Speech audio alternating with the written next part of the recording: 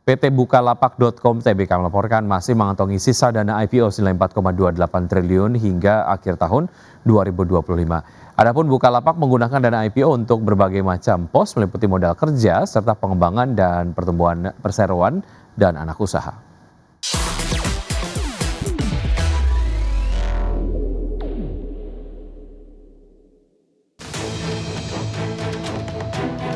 PT Bukalapak.com Tbk melaporkan penggunaan dana hasil IPO, di mana perseroan masih mengantongi dana IPO senilai 4,28 triliun rupiah hingga akhir tahun 2025.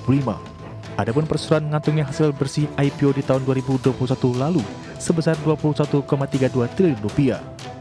Merujuk laporan realisasi penggunaan dana hasil IPO, perseroan sudah merealisasikan dana IPO senilai 17,04 triliun rupiah hingga 31 Desember 2025. Nilai realisasi dana IPO Bukalapak ini bertambah 4,29 triliun rupiah dibandingkan dengan posisi pertengahan 2025 sebesar 12,74 triliun rupiah.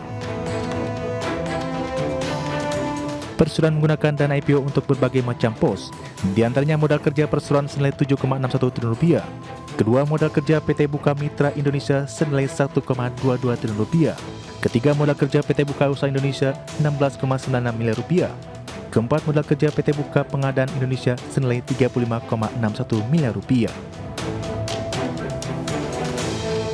Selanjutnya untuk modal kerja Bukalapak PT Ltd senilai 1,05 miliar rupiah. Kemudian untuk modal kerja PT 5Check sebesar 26,2 miliar rupiah. Dan terakhir untuk pertumbuhan dan atas pengembangan usaha perseroan dan entitas anak dan modal kerja entitas anak selain yang sudah disebutkan sebesar 8,09 triliun rupiah. Berbagai sumber untuk ID Action. MNC Tourism Indonesia atau KEPIK meraih dana segar melalui aksi korporasi private placement.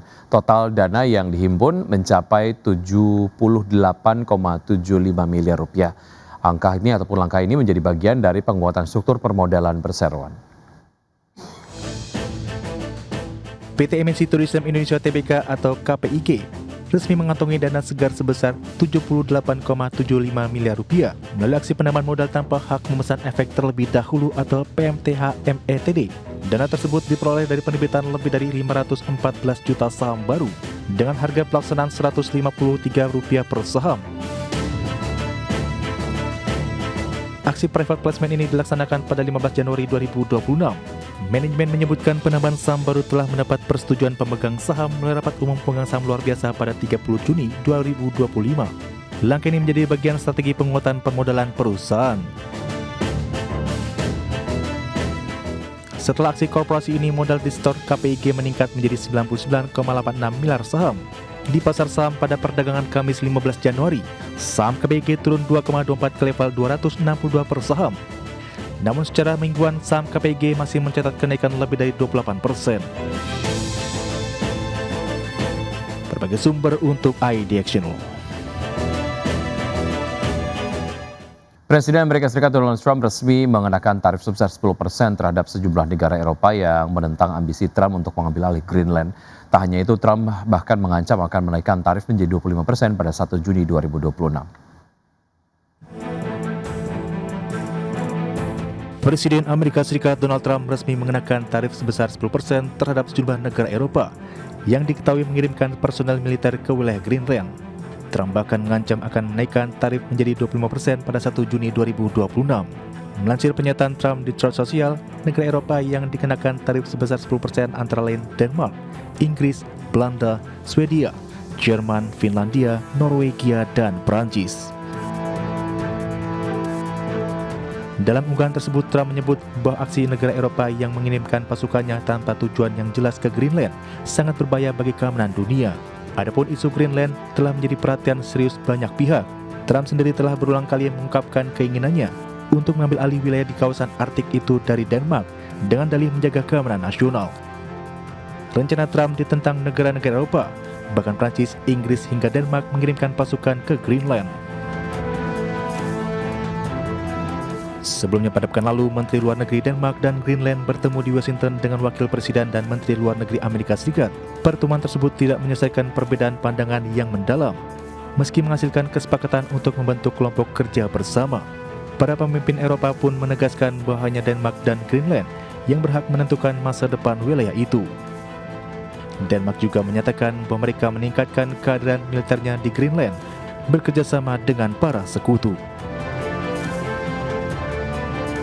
Berbagai sumber untuk ID Action. Nilai tukar yen Jepang kembali berada di bawah sorotan menjelang rapat Bank of Japan pada akhir pekan ini dan kombinasi ketidakpastian arah kebijakan suku bunga dan memanasnya situasi politik membuat pasar bersiap menghadapi potensi gejolak baru di pasar mata uang global. Sebanyak 52 ekonom yang disurvei Bloomberg memperkirakan BOJ akan menahan suku bunga acuannya pada level 0,75%. Di level ini merupakan yang tertinggi dalam 30 tahun terakhir setelah BOJ menaikkan suku bunga bulan lalu. Namun langkah tersebut belum cukup ampuh menahan tekanan pelemahan yen dan kondisi ini membuat pernyataan Gubernur Bank of Japan Kazuo Ueda menjadi sangat krusial di mana pasar menunggu sinyal lanjutan apakah BOJ akan tetap agresif menaikkan suku bunga atau justru kembali berhati-hati. Di saat yang sama tekanan inflasi Jepang belum juga mereda di mana berdasarkan data terbaru, inflasi diperkirakan telah berada di atas target 2% selama 4 tahun berturut-turut.